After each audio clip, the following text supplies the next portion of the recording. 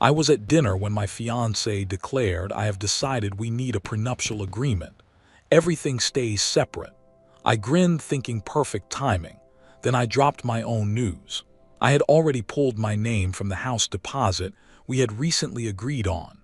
The look on her parents' faces when they realized their daughter was out $50,000 was unforgettable.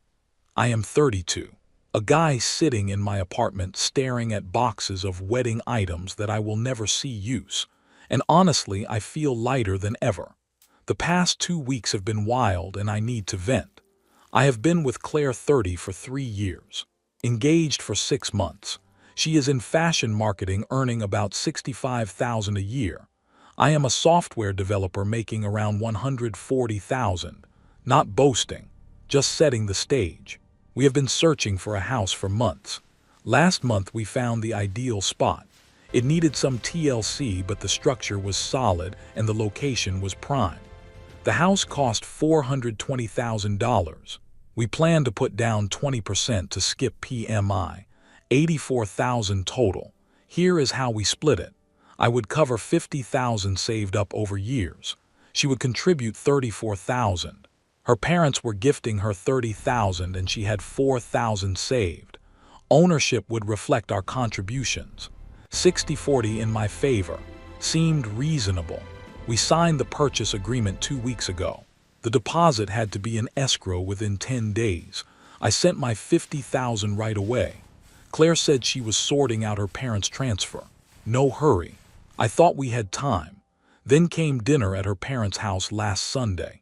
Her mom Diane had prepared an elaborate feast. Her dad George poured fancy wine. I should have sensed something was brewing. Midway through the meal, Claire tapped her glass. "I have been reflecting on our future and I have made a choice," she said. I assumed she would share wedding venue plans. Wrong. I think we need a prenup. Everything is separate. What is mine stays mine. What is yours stays yours. Simple and clear. I set down my fork. "All right, let us discuss it," George chimed in. "Wise move, Claire. No offense, Matt, but safeguarding assets is just smart planning." "None taken, I get the idea." Claire flashed a smug smile. The one she uses when she thinks she has outsmarted someone. "I knew you would get it. You are so practical. We keep our money separate, file taxes apart, and if heaven forbid something happens, we each walk away with what we brought." "Even the house?" I asked. "No, the house would be shared. We are both on the deed, but I am putting in $50,000 and you are putting in $34,000, right? But once we are married, it is joint property. Equal split."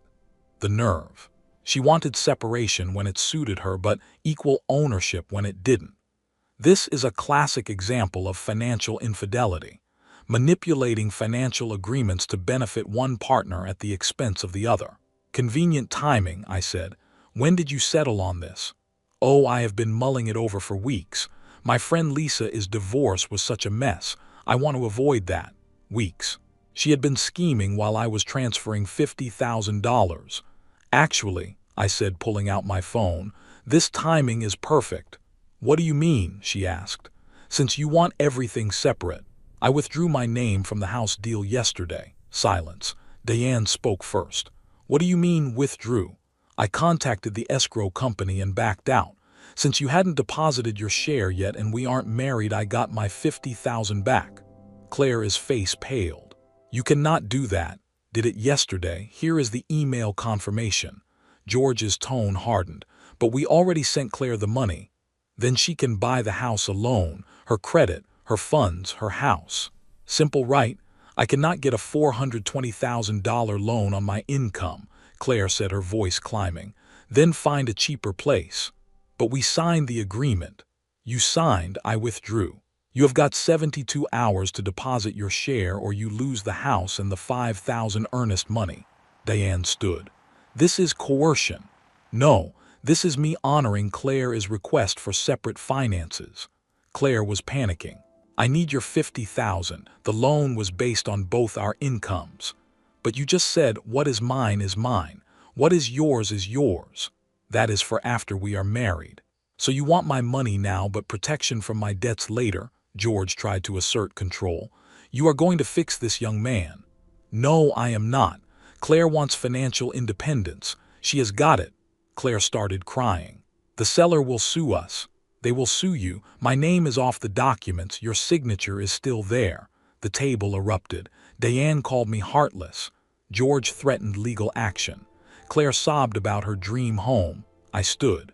Thanks for dinner, Claire. Let me know what you decide about the house. You have got about 68 hours. I left and drove home. My phone exploded. 39 texts in an hour. I ignored them.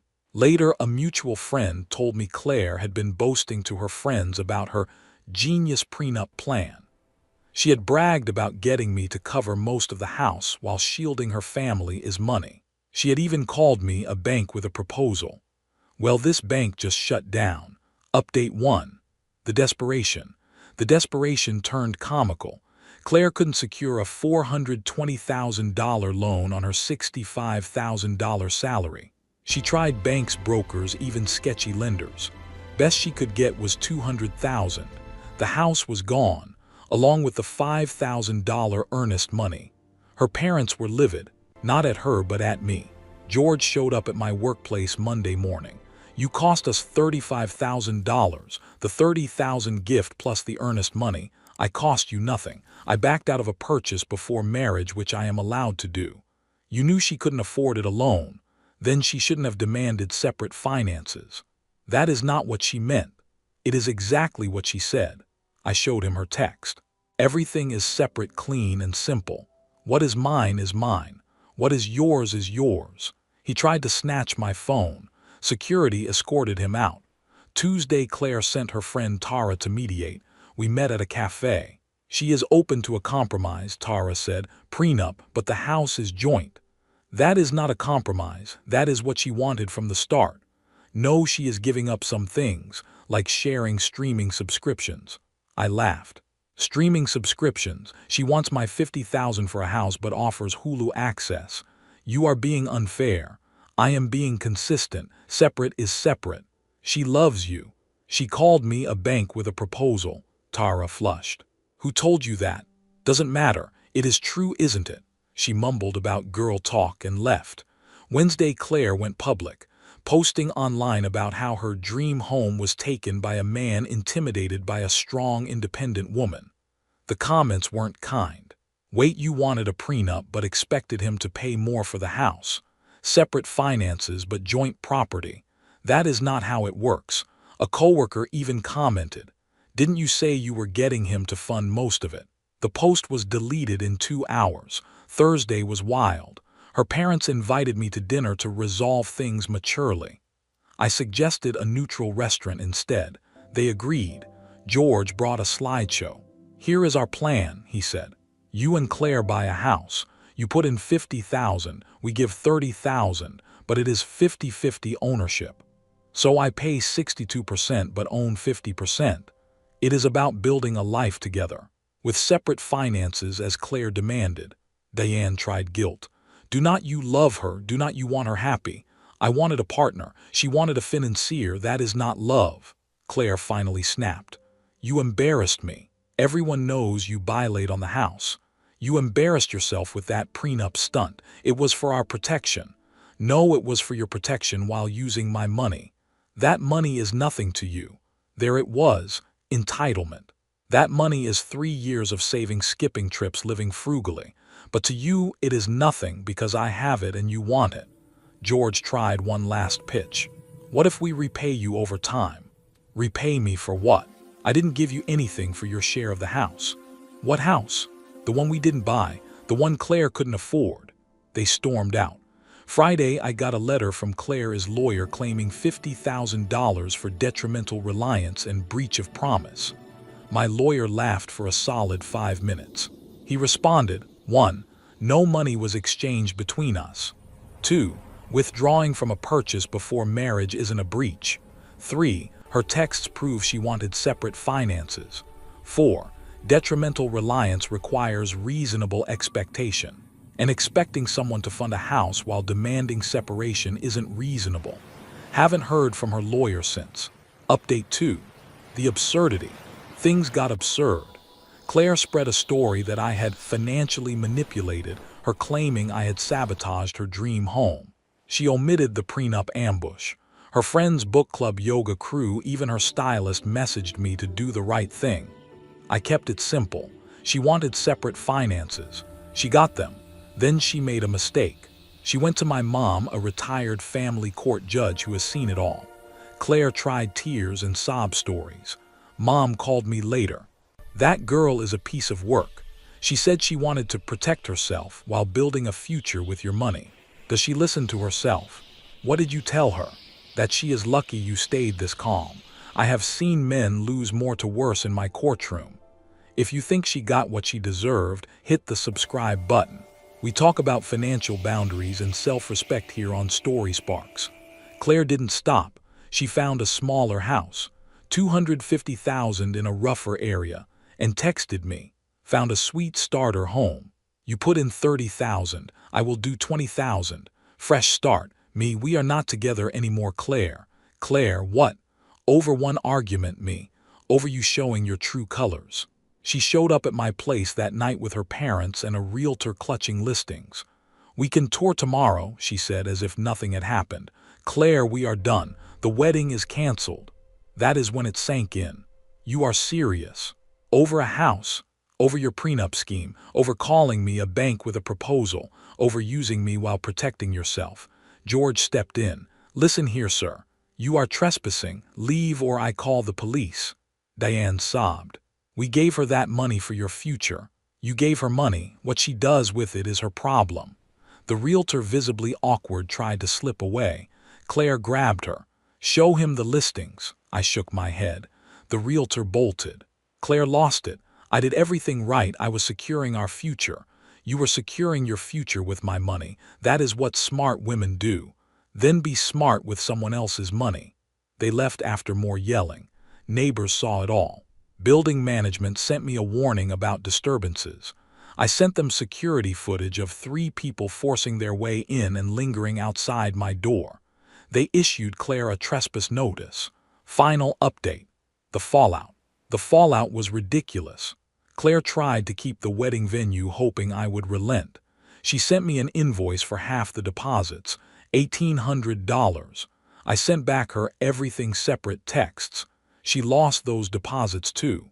Another $16,000 gone. Her parents had paid thinking we would patch things up. The engagement ring became a saga.